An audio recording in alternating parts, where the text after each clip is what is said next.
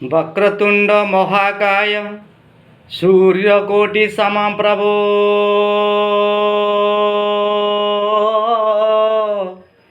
निर्विघ्नं कुरु मे देव सर्वकार्येषु सर्वदा। समस्त श्रोता बंधु मानकु आमर यूट्यूब को स्वागत। आज आम शुणा फाल्गुन शुक्ल एकादशी र महात्मा। यही जो फेब्रुआरी शुक्रवार आसंता 27 तारिख दिन जो एकादशी पड़ब ताहाकू पापनाशिनी एकादशी बा आमर्ध एकादशी बा आमालक बा अँला एकादशी बोली कहा जाए। काशी रे यह रंग भरी एकादशी मध्य कहा जाए। ए एकादशी रो गोटे महात्मा रही। पौराणिक उपाख्यान रे अँला एकादशी संपर्क रे भगवान श्रीकृष्ण धर्मराज युधिष्ठिर को कहउछन्ति।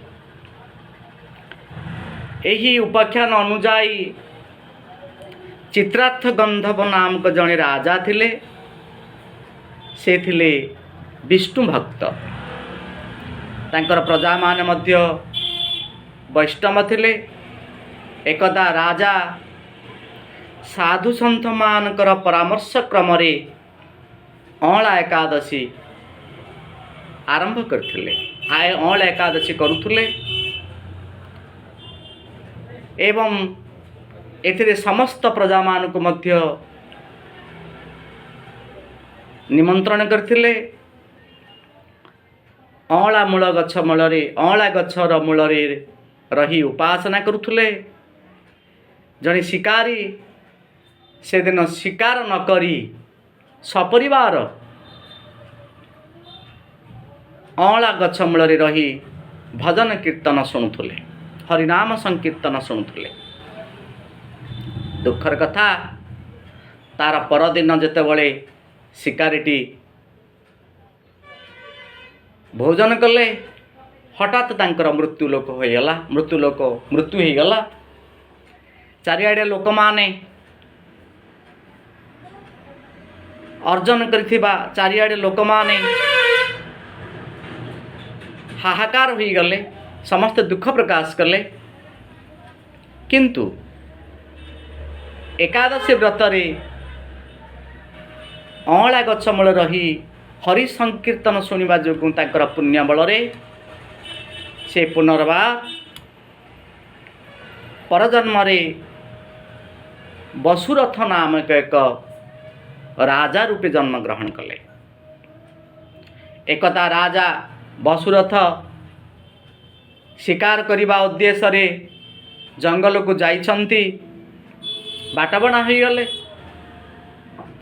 बाट खोजी खोजी थकी पड़िले एवं एक विराट वृक्ष मूल आश्रय नेले। तांको निद लगी जाइछि। किछि समय पर शत्रु माने राजा को आक्रमण करिबा पई आसिले। किंतु देखिले निरस्त्र वसुरथन को हत्या करिबा पाई जेतेबळे गले तांको शरीरर चतुःपार्श्वर एक दिव्य आलोक उभासित हेउछि। दिव्य आलोक जेतेबळे देखिदेले समस्त सेठे सेंसलेस बा सज्ञाहीन होइकरी पड़ीगले। समस्त मरीगले। वसुरथंकर किछि समय पर निद्रा भग्न हला। से देखिले बहु लोक एठारे मरी पड़िछन्ति। तार कारण खोजिबा पाई इच्छा कले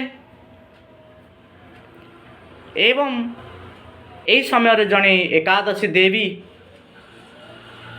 राजा को कहिले तुमे गत जन्म रे अँला व्रत पालन करने सहित ए जन्म रे समस्त धर्म कर्म एकादशी पालन करुथुबारु तुमर पुण्य फल स्वरूप तुमको मु रक्षा करछि।